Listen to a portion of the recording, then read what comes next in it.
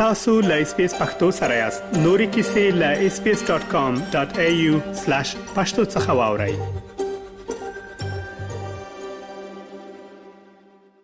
اوریاخیل صاحب ستړي مشي په پل کې کا مهرباني وکړئ اوریدونکو ته د افغانستان د وروستیو مهمو پیښو په اړه معلومات وړاندې کړئ. سلامونه اغلی سمیت تاسو او د اسپیس پښتو خبرونه قدرمن اوریدونکو ته. هغه سمې لومړی موضوع ده چې د ملګرو ملتونو سرمنشي رباب فاطمه افغانستان لپاره د یونما د نوې مشر په توګه نومولې ده. بل مسله ده چې په افغانستان کې د سیمنټو د یوې نوې فابریکې کارخانې د جوړېدو چارې پیل شوې دي. او وروستۍ مسله ده چې د افغانستان د کرکټ ملي لوبډلې د پخواني لوبغاړي شاپور زدران جنازه پرون په کابل کې ترسره شوه او مړی د نادر خان غونډۍ کې خاورو ته وسپارل شو. اوریاخیل صاحب تاسو ویل د ملګرو ملتونو سرمنشي رباب فاطمه د افغانستان لپاره د یونما د مشر په توګه نومولې ده. که په دې اړه یو څه نور جزئیات اوریدونکو ته وړاندې کړئ.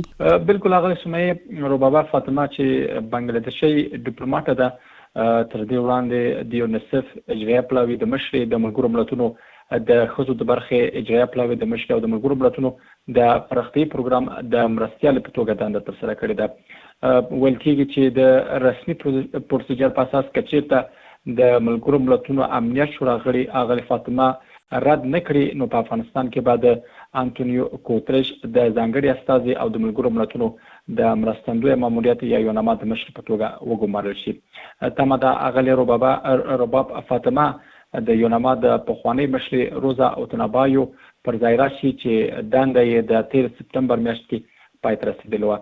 د افغانستان لپاره د یونما نوې مشر د اسمحال ګمارل کېږي چې د ملګرو ملتونو امنیت شورا د خبرګولې په 25مه د چین لوري د وړاندې شوی پریکړلیک پر اساس په افغانستان کې د یونما ماموریت په لوی اکثریت سره د یو بل کال لپاره تمدید کړ.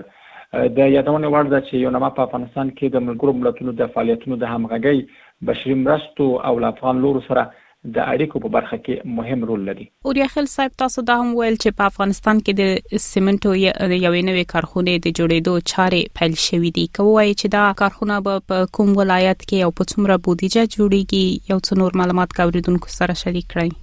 بالکل هغه سمې د سیمنټو دغه کارخانه د پروان ولایت په جبل سرات سیمه کې د 9 میلیون ډالر په ارزښت جوړیږي چې لګښت یې د طالبانو د ملي پراختیا شرکت لخوا البته د خپل عواید ورکوي.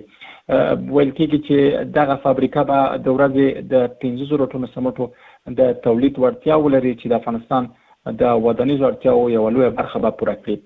په دې اړه جوړ شوی مراسمو ته په وینا کې بیا د طالبانو اقتصادي مرستيال مولا عبدالغني برادر وویل چې تمه لري چې د دې پروژې له بشپړېدو وروسته به پر بهرنیو سیمنټو د افغانستان تکیه راکمه شي. هغه وویل چې دا پروژه یوازې د یوې فابریکې بنسټ نه دی بلکې د افغانستان د صنعتي ودې اقتصادي خپلواکۍ د کورني تولید د پیاوړتیا او د هیواد د راتلونکي سوکالۍ لپاره یو ستر ګام دی. ویل کېږي چې د دې فابریکې په جوړېدو سره به سلګونه کسانو ته کاري فرصتونو زمينه هم برابر شي او ډېری کارکونکي به په خپل افغانان وي. په جبل سراج کې لدی وړاندې هم یو کارخونه فعال او چې هر ورځ پکې لزګونه ټونه سیمنټ تولیدېږي. افغانستان اوس د اړتیا وړ لویه برخه سیمنټ له بهر واردوي او د راپورونو پر اساس یوازې د 13 کال په لومړۍ میاشت کې د هیواد 3 میلیونه 950 ټن سیمنټ وارد کړي چې ارزښت یې 306 میلیونه ډالر دی. دغه سیمنټ له پاکستان، ایران، تاجکستان، ازبکستان، ترکمنستان او ترکیه وارد شوي دي. اوریاخیل صاحب د افغانستان د کرکټ ملي لوبډلې د پخوانی لوبغاړي شاپور زدران د جنازې او خاورو ته سپارلو د مراسمو په اړه کې یو څو نور معلومات او جزئیات له اوریدونکو سره شریک کړئ.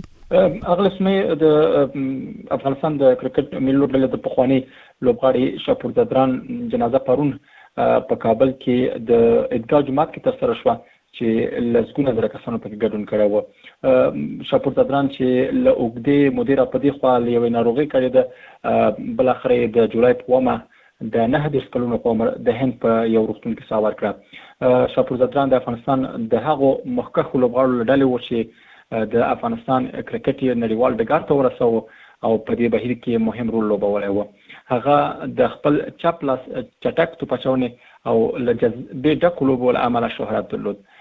شاپورزادان له 2009 کال څخه تر 2020 کال پورې د افغانستان د ملي لوبډلې استازیتوب وکړ او په نږدې 80 نړیوالو سیالیو کې د افغانستان لپاره ولوبېده. نوموړی دغه راز د افغانستان د کرکټ په تاریخ کې البته په تاریخي پرمختګ کې مهم رول لوباوه او د هغه لوبډلې غړی پاتې شوی و چې افغانستان یې په 2015 کال کې د لومړي ځل لپاره د کرکټ نړیوال جام ته ورساوه. اورخل صاحب ډېر زیاته مننه چې د افغانستان د وروستي مهم خبرونه او معلومات مو له اوریدونکو سره شریک کړل. له تاسو هم مننه اغلسمه. اس پی اس پختو په فیسبوک کې تعقیب کړئ، مطالب یې خوښ کړئ، نظر ور کړئ او له نورو سره شریک کړئ.